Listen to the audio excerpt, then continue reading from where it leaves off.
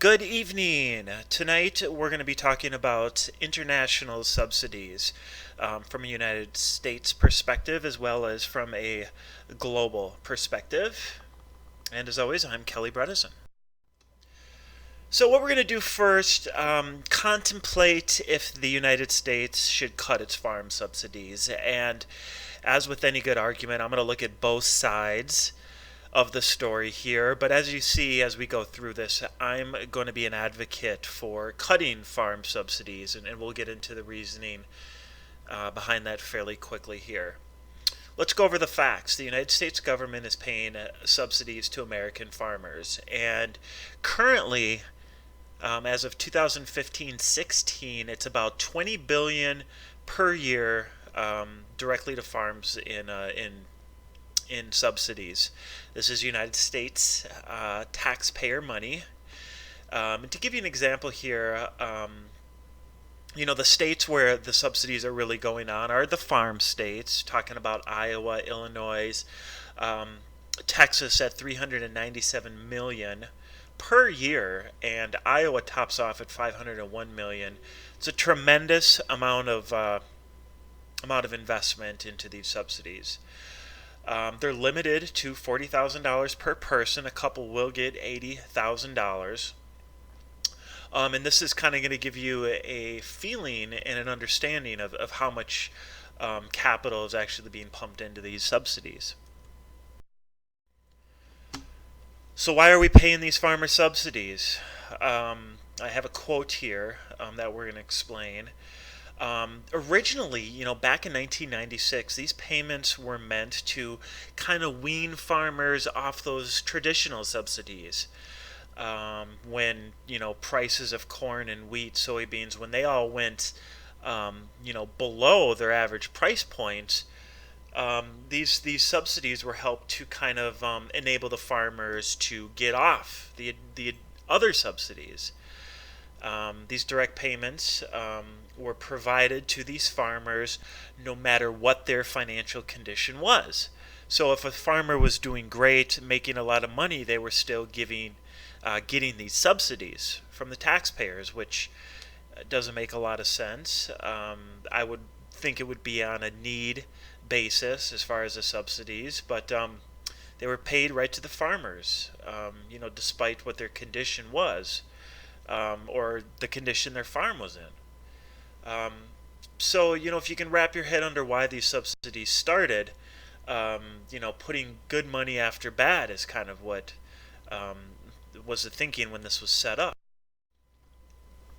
So let's look at the states, and where all these monies are going. And if you look to the right here, I know the figures are kind of small, but there's so much money invested into these states, and Texas, Iowa, Illinois, a lot of those farm breadbasket states are listed there. Minnesota is getting a tremendous amount of subsidies. These are where all the states are going, and this is about a 10 years old slide here, but if you took at that sample size after the started in 97 to 2005, you're seeing where this money is going. So the purpose behind this is to give farmers a floor, to guarantee that they're going to make this minimum amount no matter what. So if you're a farmer and you're doing good, or if you're doing bad, you're going to get these subsidies, which in my opinion kind of takes away from your incentive to be successful. So look at 2003 to 2005, and this number is going to kind of open your eyes a little. The top 1% of beneficiaries receive 70% of the payments, which is hugely skewed, in my opinion. 72% of farms in Texas did not receive any subsidies, but 1.4 billion were paid to roughly 18% of this elite portion of farmers. So we're seeing there's a very uneven proportion of money going out to farmers, which is something you're going to really want to consider when you're thinking if these subsidies are a good or a bad thing, not just for the United States, for the overall global economy. So let's look at um, what type of crops here that are taking up most of the money. Obviously, corn. You're looking at that. That is a huge source right there, just taking up immense amount of money. We've got the reserve program, soybean, tobacco. Tobacco is getting subsidy money, which is kind of crazy if you think about that. Is this the best use of our tax dollars? And looking at this and how the money is being dispersed, I would say no. The farm subsidies have the direct effect of transferring income from the general taxpayers to the farm owners. Maybe the farm owners need it, maybe the farm owners don't. It seems like we're not going to let the farmers fail in the United States. So the justification for this transfer and its effects are complex and often controversial. These subsidies have many detractors, many people who criticize them, and I'm tending to lean in that way after doing the research. But there are pros and there are cons. A lot more cons lifted here. For people in third world countries, these subsidies are going to provide a very cheap food source for developing countries. That's great. I'm definitely a proponent of supporting the developing countries. But these low prices are going to be very harmful to the farmers who are not receiving the subsidy, and not all farmers are. So it's putting the struggling farmer who is not getting the subsidy at even more of a disadvantage. Um, Not free trade, in my opinion, and definitely not promoting, um, free market share.